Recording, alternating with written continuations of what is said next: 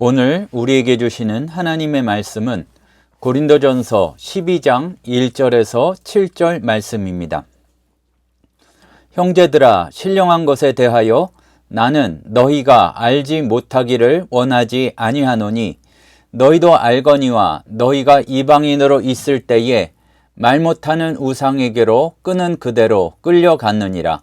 그러므로 내가 너희에게 알리노니 하나님의 영으로 말하는 자는 누구든지 예수를 저주할 자라 하지 아니하고 또 성령으로 아니하고는 누구든지 예수를 주시라 할 수 없느니라. 은사는 여러 가지나 성령은 같고 직분은 여러 가지나 주는 같으며 또 사역은 여러 가지나 모든 것을 모든 사람 가운데에서 이루시는 하나님은 같으니 각 사람에게 성령을 나타내심은 유익하게 하려 하심이라. 우리가 실제 교회에서의 삶을 보면 좀 의문이 드는 것이 한 가지가 있습니다. 똑같은 주님을 믿는 사람들인데, 하나님을 섬기는 사람들인데 은혜가 넘치는 자리에도 다툼과 분열이 있다는 사실입니다. 은혜가 넘쳐도 사람은 갈라질 수 있습니다. 성경이 보여주는 가장 당혹스러운 교회의 모습 중에 하나가 바로 고린도 교회입니다. 은사가 부족하지 않았고 오히려 은사가 넘쳤으며 우리가 지금도 사모하는 여러 가지 은사들, 방언, 지식의 말씀, 치유의 은사들이 있었던 교회인데 바울은 그 교회에 편지를 쓰면서 기뻐하기 전에 먼저 아파하고 있습니다. 은사가 많은 만큼 서로 비교하고 시기하는 모습도 많았고 또 비교가 많은 만큼 분열도 깊었기 때문입니다. 앞에서 말씀을 시작할 때에 이야기 드렸지만 이것은 바로 우리 지금 현대의 교회들을 향한 이야기일 수도 있습니다. 사람들이 교회 안에서도 각자의 은사를 들고 서로에게 이야기하고 따지고 그랬던 것 같습니다.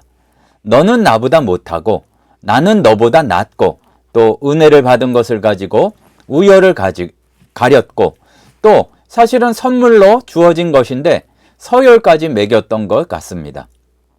문제는 은사는 성령에서 왔고 오늘 말씀에도 분명히 나와 있듯이 한 분 예수 그리스도를 주님으로 섬기고 또 하나님 한 분을 섬기는 가운데 있으면서도 나뉘어짐이 있었다는 얘기입니다.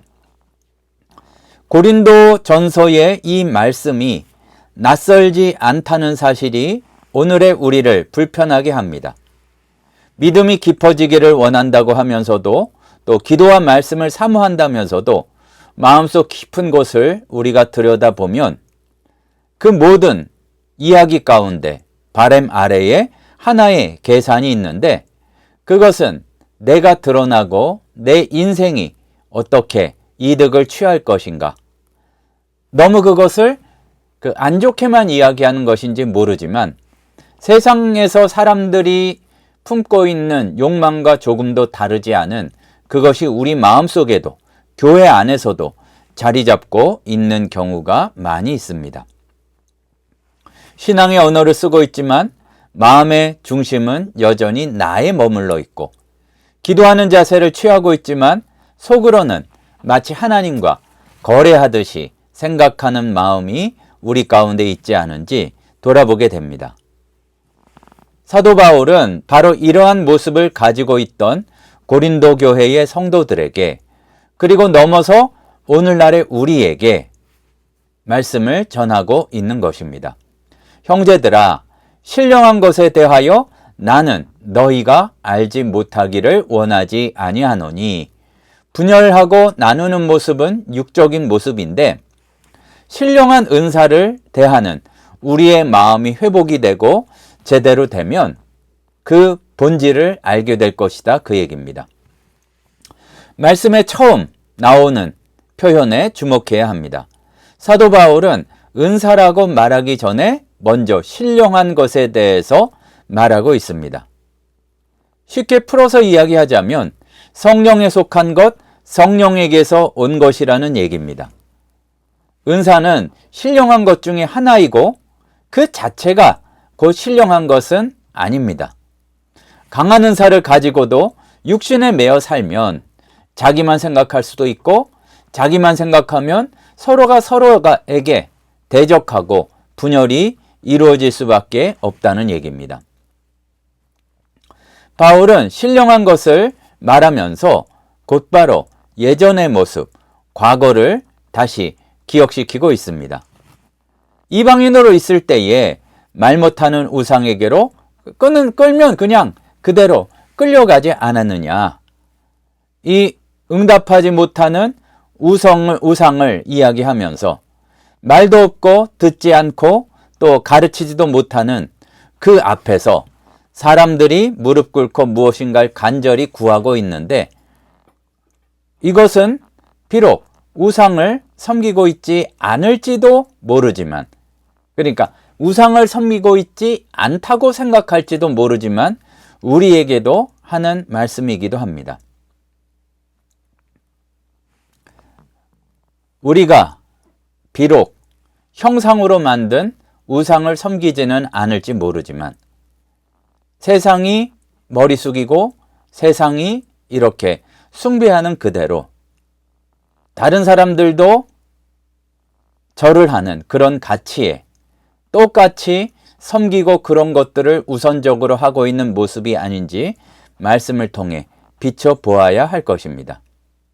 고린도 교회 성도들이 교회에 들어와서도 그 옛 습관을 놓지 못했습니다. 섬기는 이름은 바뀌었지만 섬기는 방식은 그대로였습니다. 예수의 이름을 부르면서도 그 이름을 자기 욕망의 거울로 삼고 신앙이 깊어지는 것처럼 보였지만 사실은 믿음이라는 껍데기 안에서 자기 자신을 더욱 섬기고 있었습니다. 이것이 오늘 우리도 가장 경계해야 할 자리일 것입니다. 교회 안을 오고 간다고 해서 신앙의 이름을 붙였다고 해서 우상을 섬기는 것이 자동으로 끝나는 것은 아닙니다. 우리가 지향하고 바라는 바, 달리 표현하면 절하고 섬기는 바가 여전히 나의 성공, 나의 안정, 중심이 그런 곳들만 향해 있다면 교회의 긴 의자에 앉아 있어도 우리는 여전히 말 못하고 생명력 없는 우상 앞에 앉아 있는 것과 같다는 이야기입니다. 성령께서 우리에게 가장 먼저 고백하게 하시는 말은 예수님이 주님이시다라는 고백입니다. 다른 것이 주인 되지 않고 예수께서 주인 되시고 다른 것이 우리의 섬김을 받을 대상이 아니고 오직 예수께서 우리의 섬김을 받을 대상이라는 것을 우리가 잊지 않고 있는지 살펴볼 필요가 있습니다.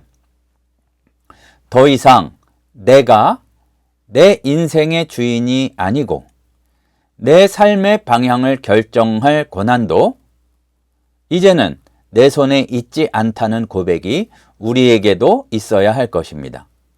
이러한 항복에서 신령한 것이 자리 잡을 그 여백이 열리게 됩니다. 7절 말씀을 보겠습니다. 오늘 말씀의 제목이 나오는 자리입니다.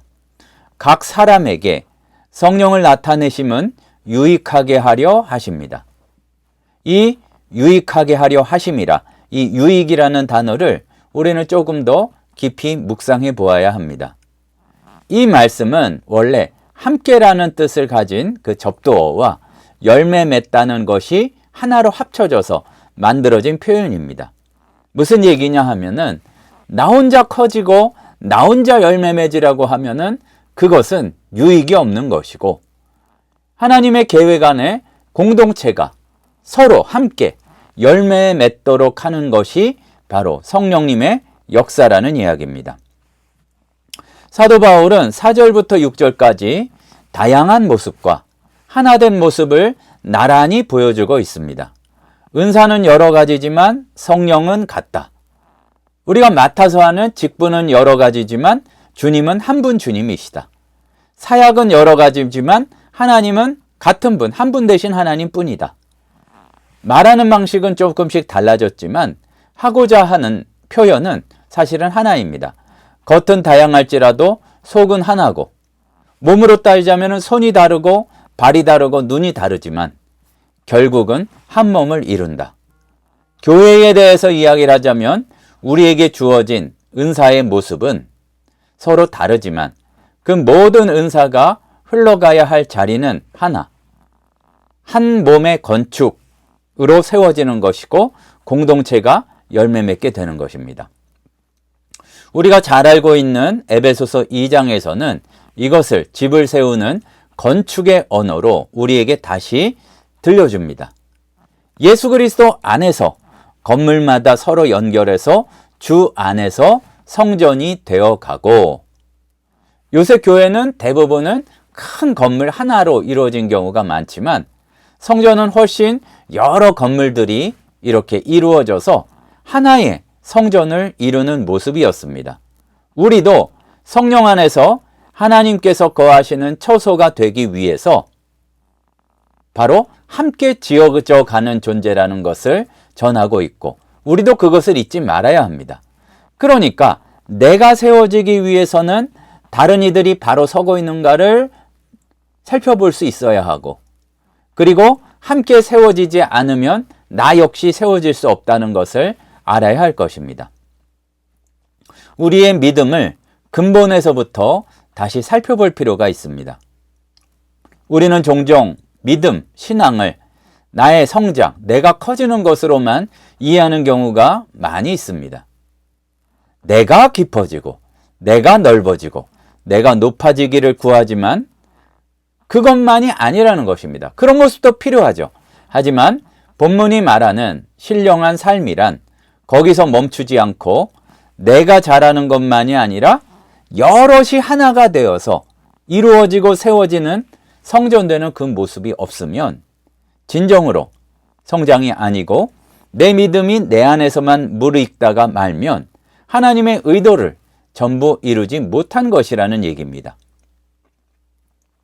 성령 충만함이란 다른 사람을 깔아뭉개고 다른 사람을 정죄하면서 나만 잘났다고 하는 것이 아니라 믿음을 나와 내 가족에 대해서만이 아니라 함께 세워져 가기 위해서 사용하는, 그것이 바로 성령 충만한 모습입니다. 함께 열매 맺는 방향으로 은사가 흘러갈 때에 그것이 바로 성령의 은사요, 성령의 선물된 것입니다. 7절에서 다시 한번 살펴보아야 할 표현이 하나 있습니다. 각 사람에게 성령을 나타내심은, 성령이 나타내신다, 그 얘기예요. 각 사람을 통해 드러나는 분은 성령이 나타나야 되고 성령이 드러나셔야 되지 내가 드러내면 안 된다는 얘기입니다. 그 안에 충만한 것이 드러나게 되어 있습니다. 그 안에 가득 찬 것이 흘러나오게 되어 있습니다. 만약에 여러 가지 살아가는 삶의 모습 가운데에서 드러나고 싶어하고 실제로 드러나는 것이 나 자신밖에 없다면 속에 가득 차 있는 것이 나라는 이야기죠. 하지만 속에 차 있는 것이 성령이라면 성령이 드러나게 되어 있습니다. 이 차이는 굉장히 중요합니다.